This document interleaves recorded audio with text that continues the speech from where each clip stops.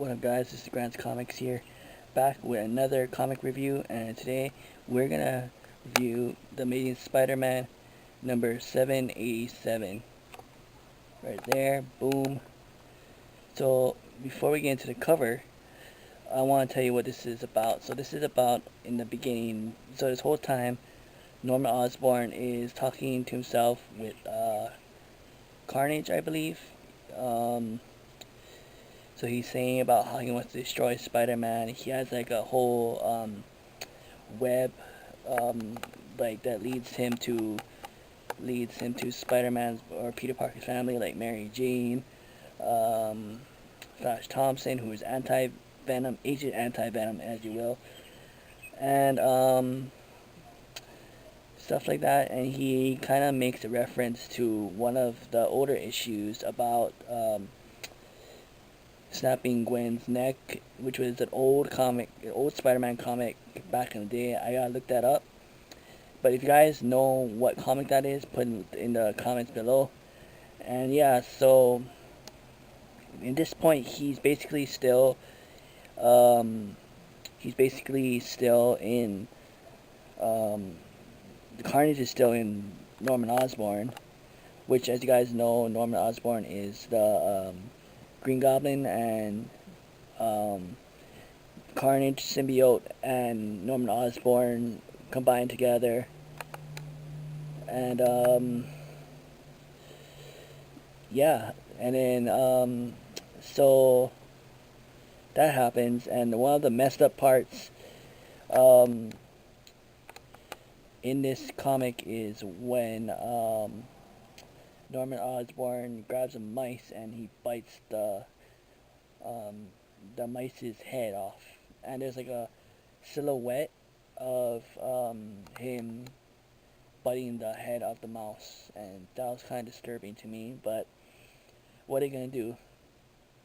So so that part was done, and he basically hired the Hobgoblin to kill Spider-Man, but of course Hobgoblin failed to do so. So Norman Osborn basically took out the Hobgoblin's heart, like grabbed it and pulled it out, basically, and Hobgoblin just dropped to the ground. I knew that was Hobgoblin in the other issue, which I will put a link below. Um, but yeah, on Spider-Man's side, they're still talking about the Alchemac technology that the Goblin King tried to steal, but Spider-Man got to it and basically scared off the Hobgoblin and gave back the technology. There was a reference to that, and what else there was? Um, so Liz, which is Flash Thompson's girlfriend, or in this comic, his wife or ex-wife, works for Parker Industries, and Flash Thompson, who is the Agent Anti-Venom, is working for the same company, but she's his boss. And she says, "Oh, it's funny how, you know, my husband works for me, and I'm the boss." So she's basically um, being a little bitch about it. Yeah, they would not be swearing on my channel, so sorry. But anyways, other than that, there's this guy. I guess Spider-Man captured him before, where he's stealing a lady's purse, and Spider-Man caught him, and he's basically telling Spidey, "Oh, last time you hang me up here, a kid stole my shoe. Did you web up my shoe?" So of course Spider-Man did, and it's funny that the guy calls him the prince.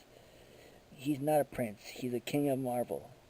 Remember that. Spider-Man is the king of Marvel. All right, but so basically this whole comic is basically the Green Goblin talking to himself, but towards the end he's talking to J. Jonah Jameson because he's like, "Oh, you're the only person that knows Peter Parker. Tell me what you know, and do you think you can get him to me?" So that's the end panel. So tomorrow I'm gonna read the next Spider-Man issue. Amazing Spider-Man 798, and I'll review that on this channel. But before we go, look at this cover. It's Alex Ross cover with the Green Goblin bursting to the Spider-Man logo. Look how sick that is, with the Amazing Spider-Man on it. The only thing that sucks is that the board is hold on. The board is a cutout. I cut it out. You guys can see that. See, so the board is smaller. See that curve? I don't like that because the board is bigger than the actual plastic, the actual bag.